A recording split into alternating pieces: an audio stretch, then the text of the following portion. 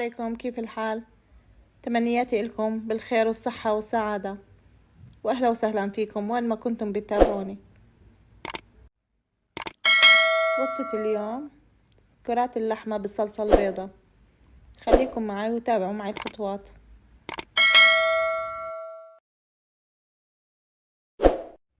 بداية عندي كيلو لحم عجل مفروم ناعم، بضيف لها بيضة، حبة بيض واحدة، وبصلة مفرومة ناعمة، و3 معالق بقسماط أو كعك مطحون، وبنضيف لها معلقة سمنة، والبهارات عندي معلقة صغيرة من الفلفل الأسود، وبهارات المشكلة، بهارات اللحمة هي المشكلة، والملح.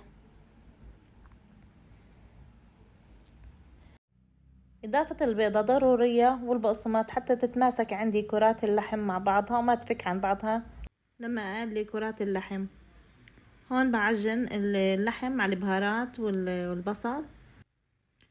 هون بدي أشكل كرات اللحم عندي كلياتها، وبعملها لكرات وبدخلها للثلاجة لمدة ساعة عشان يتماسك عندي كرات اللحم عشان أجهزها للقلي.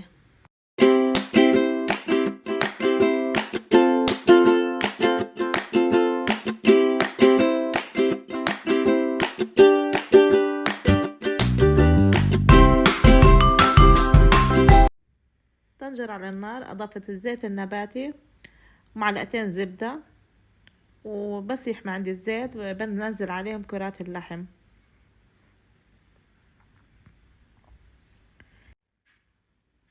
هون نزل جميع كرات اللحم وبخليها تتحمر من تحت، وبعدين قلبتهم هون وعندي هون اتحمروا وبدي أشيلهم عن النار. نفس الزيت اللي قليت فيه كرات اللحم ضفت عليها بصلة فرمتها ناعم، وضفت عليها معلقة صغيرة من الثوم، عبارة عن سنين ثوم، بنخليهم يتدبلوا مع بعض.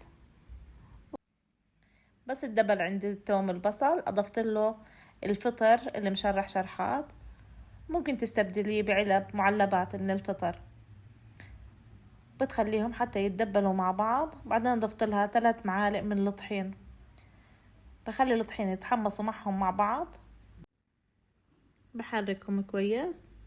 وبعدين بضيف لها كوب من مرق الدجاج، اضفت مغلف من المرق الدجاج عليه كوب ماء ساخن، ذوبتهم مع بعض.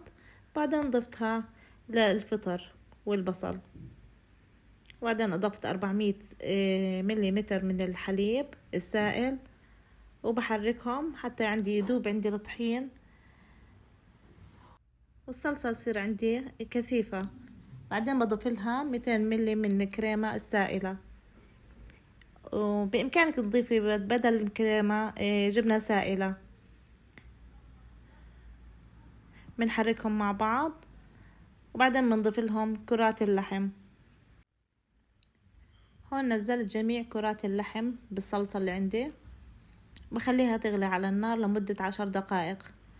إذا حسيت الصلصة صارت عندي كثيفة كثير، ممكن ترخيها بمية أو بالحليب. بنقدم جنب كرات اللحم بالصلصة البيضاء الرز الأبيض أو الرز بالشعرية. أنا هون عملت الرز بالشعرية. أول إشي حمصت الشعرية بالزيت النباتي، وأضفت لها الرز المنقوع بنص ساعة، وبعدين أضفت لها الملح والمية المغلية، وبخليها تغلي على النار. بعدين بغطي تحتها حتى تستوي عندي الرز.